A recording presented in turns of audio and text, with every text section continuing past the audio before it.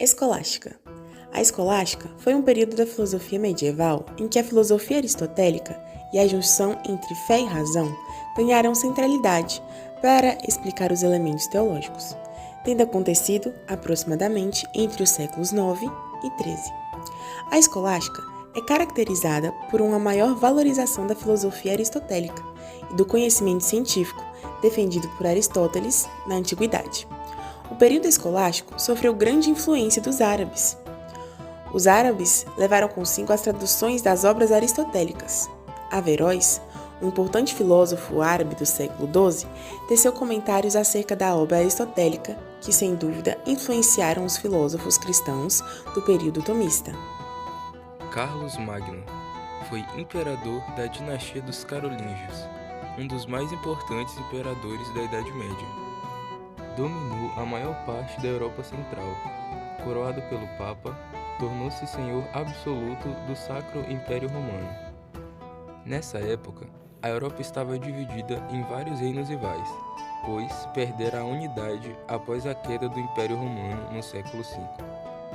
Embora dividida politicamente, a Europa estava unificada pelo catolicismo, onde o Papa exercia o poder supremo. Seguinte, durante seu longo reinado, Carlos Magno guerreou contra todos que pudessem ameaçá-lo. O cara era brabo mesmo. Suas forças bem organizadas, seu poder militar garantiram-lhe a dominação da maior parte da Europa.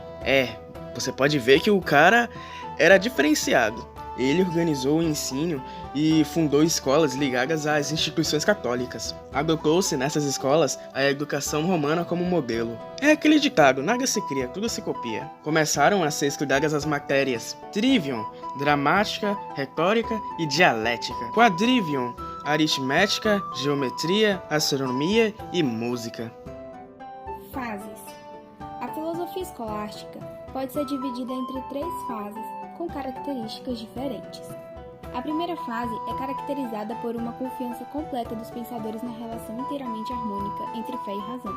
Os pensadores dessa primeira fase herdaram principalmente a volumosa obra patrística, que já discutia a possibilidade de pensar-se numa fé racional ou em elementos da fé por meio da razão. São pensadores desse período João dos Scut, também chamado de Scotorígena, e Santo Anselmo. Segunda fase. É caracterizada pela elaboração de grandiosos sistemas filosóficos, com base na filosofia antiga, na ciência, na lógica, na retórica e na teologia cristã. O maior pensador desse período e da patrística em geral foi Tomás de Aquino. Alberto Magno, que foi professor de Aquino, pode ser considerado outro pensador desse período intermediário e de maior esplendor da filosofia escolástica. A terceira fase é o período de decadência da escolástica, da Idade Média, por conta da rigidez com que a Igreja passa a pensar as relações teológicas e dos primeiros indícios de surgimento do renascentismo. Um dos nomes importantes desse período é o Guilherme de Ockham. Tomás de Aquino, o principal filósofo escolástico, ficou conhecido por lutar contra as heresias, o pecado e a contrariedade aos dogmas da Igreja Católica, usando o conhecimento intelectual e das ciências. É um dos pensadores que retomaram fortemente a obra de Aristóteles, tendo feito uma fusão das ideias do grego sistemático com as suas próprias ideias. Fato que permitiu que o pensamento do monge dominicano escolástico fosse chamado de tomista aristotélico. Assim como Aristóteles, Aquino pensa com base na ideia de causalidade, princípio de causa e efeito, para apresentar vias racionais que levarão necessariamente à prova de que Deus existe. Tomás de Aquino dividiu a metafísica em 2 partes ao introduzir uma distinção entre ser e essência. Para ele existe o ser em geral e o ser pleno, que é Deus. De acordo com essa distinção, o único ser realmente pleno, no qual o ser e a essência se identificam, é Deus. Aristóteles afirmou que o princípio de todo o universo estaria em um elemento chamado primeiro motor imóvel, algo que Tomás de Aquino aponta como sendo o princípio primeiro de tudo em suas 5 vias que provam a existência de Deus. O motor Tomás de Aquino constata que em todo o universo há movimento. Aristóteles propõe que, para cada movimento, existe um motor. Se fôssemos procurar cada motor responsável por cada movimento do universo, sem pensar na existência de um motor que gerou o primeiro movimento, faremos uma regressão infinita, que não dará resultado satisfatório. Portanto, é necessário pensar que há uma causa primeira, motor imóvel, responsável pelo primeiro movimento. Esse motor é Deus.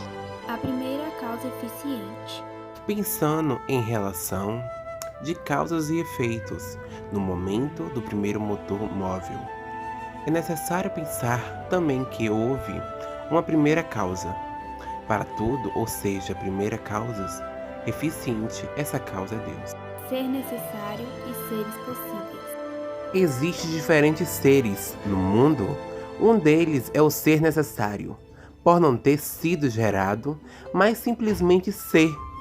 Outros são os seres possíveis, pois a algum momento deles foram gerados a partir da verdade de alguém. O ser necessário é Deus. Os seres possíveis são os demais seres existentes. Graus de perfeição. Como existem seres diferentes, há uma hierarquia que determina aqueles mais perfeitos e os menos perfeitos.